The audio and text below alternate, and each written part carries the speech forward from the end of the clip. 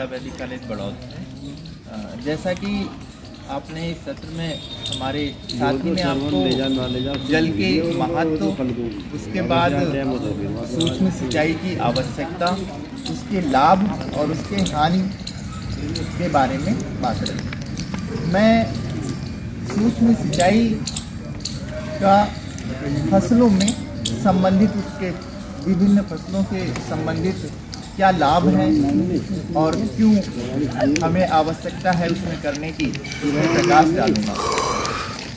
किसान भाइयों, हमारे यहाँ अगर फसलों की बात करें, फल वाली फसलों में आम है, अमरूद है, लीची है, जिनका हम उत्पादन करते हैं। जब हम टपक सिंचाई की बात करते हैं तो मैं सबसे पहले एक उदाहरण आपका अमरूद से स्टार्ट करता हूँ। जैसे कि आपने अगर परंपरागत रूप से अमरूद में सिंचाई कर रहे हैं तो जितना भी आपका पानी की मात्रा रिक्वायर्ड होती है, अगर आप उसमें टपक लगाते हैं तो कम से कम 30 से 40% पानी की रिक्वायरमेंट कम होती है। इसके साथ साथ ऐसा देखा गया है कि अगर आप फर्टिगेशन करते हैं, यानी कि खाद को उस टपक सिंचाई के साथ मिला के देते हैं, तो 20% खाद की जो रिक्वायरमेंट है वो कम हो जाती है। अर्थात सीधा लाभ, आपका जो खाद पे जितना पैसा लगता है वो 20% कम हो जाता है। दूसरा,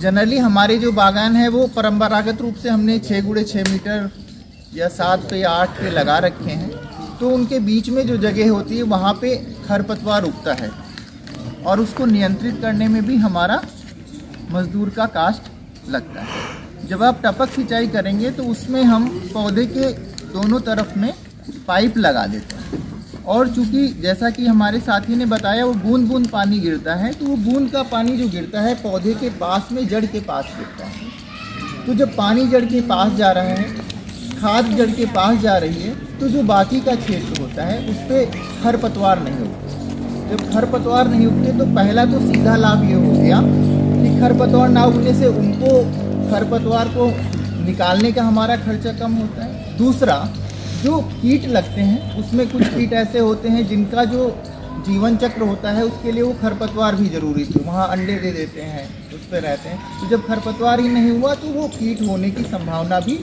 हट जाती है।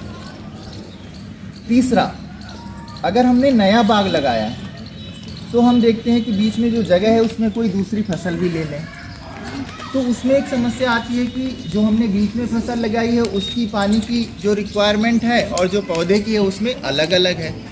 तो अलग अलग मात्रा को नियंत्रित करने के लिए अगर हमने ड्रिप लगा रखा है तो हम उसे भी नियंत्रित कर सकते हैं। तो जैसे अमरूद की बात हो गई, इसके साथ साथ में ये भी देखा गया है कि अगर हमारी जो रिक्वायरमेंट है, जैसे हम खाना खाते हैं, अगर हम ज़्यादा खा लेते हैं तो वो नुकसान करता है, कम खाते हैं तब भी नुकसान होता है। उसी तरह से पौधे को है, अगर आप जब सीधा पानी खेत में भरते हैं या पानी की उपलब्धता कम है तो समय समय पर पानी अगर नहीं दे पाते हैं तो कुल उत्पादन में भी कमी होती है और उसकी गुणवत्ता में भी कमी होती है। अगर आप ड्रिप का उपयोग करते हैं, पानी की रिक्वायरमेंट कम है, पौधे को समय से पानी मिल रहा है और जितना चाहिए उतना मिल रहा है, तो उसके उत्पादन में भी वृद्धि होती है और गुणवत्ता में भी वृद्धि होती है। ये तो एक उदाहरण आपके अमरूद का हो गया जो आप लगाते हैं। इसके अलावा दूसरा फसल जैसे लीची होता है, आप मार्केट में जब भी लीची खरीदने जाएंगे, अगर किसी लीची का छिलका फटा हुआ है तो हम नहीं खरीदते या उसका पैसा कम मिलता है। उसका भी जो मुख्य कारण है, उसमें एक कारण ये है कि जब लीची पक रही होती है, फल बढ़ रहे होते हैं, उस समय गर्मी का मौसम आ जाता है। तो होता क्या है, लीची में पहले बीज बनता है, बीज बढ़ता है और उसके बाद में गूदा बनता है और गूदा बढ़ता है। गूदा बन रहा होता है, उस समय गर्मी का मौसम होता है, बरसात नहीं हुई तो क्या होगा, धूप ज़्यादा होने की वजह से उसका छिलका जो है वो थोड़ा कठोर हो जाता है और अचानक से आपने ज़्यादा सा पानी अगर दे दिया तो जैसे गूदा तेज से बढ़ेगा तो उसका छिलका फट जाता है, और एक बार छिलका फट गया तो उसका मार्केट में प्राइस नहीं मिलता। तो एक तो उसका, अगर आप ड्रिप यूज करते हैं तो उसमें समय से पानी देते रहेंगे। दूसरा, ड्रिप के साथ जो दूसरा सूक्ष्म सिंचाई है उसमें स्प्रिंकलर यूज करते होंगे, जो फव्वारे की तरह फव्वारा वाला होता है। उसमें पाइप को पेड़ पे ही एक से दूसरे पेड़ पे बिछा दिया जाता है, और जब गर्मी बहुत ज़्यादा होती है, सूखापन बढ़ जाता है, तब हम उसको चला देते हैं तो आर्द्रता बढ़ जाती है। उसकी वजह से क्या होता है, जो उसका छिलका कठोर हो जा रहा था वो कठोरपन नहीं आता है, और चूँकि समय समय पे पानी भी ड्रिपर से अगर जा रहा है तो वो फटता नहीं है। तो अगर आपका लीची फल एक फट जा रहा है एक बाग में, एक में नहीं फट रहा है, तो जो आर्थिक लाभ है उसमें बहुत अंतर आ जाता है। दूसरी बात, तो ये तो आपका एक फल से मुख्य हो गए। तीसरा, जैसे कि आप देख रहे हैं कि समय समय से तकनीकी बहुत बदल रही है। आज हम टपक की बात जैसे कर रहे हैं, तो पहले था नाली बनाना पड़ता था, अब नहीं बनाना पड़ता। इसी के साथ साथ में चीज़ें विकसित हो गई जो अभी आनी है धीरे धीरे, कि आपको अगर सिंचाई करनी है 2-2 दिन के अंतर पे करनी है, तो ये कोई ज़रूरी नहीं कि 2-2 दिन पे आपको जा करके और वो मशीन शुरू करनी है। जैसे आप मोबाइल चलाते हैं, ऑटोमेशन उसको स्वचालन कहते हैं, यानी कि धीरे धीरे जब एक ड्रिप आप स्टार्ट करेंगे उसमें स्वचालन की भी तकनीकी आ जाएगी।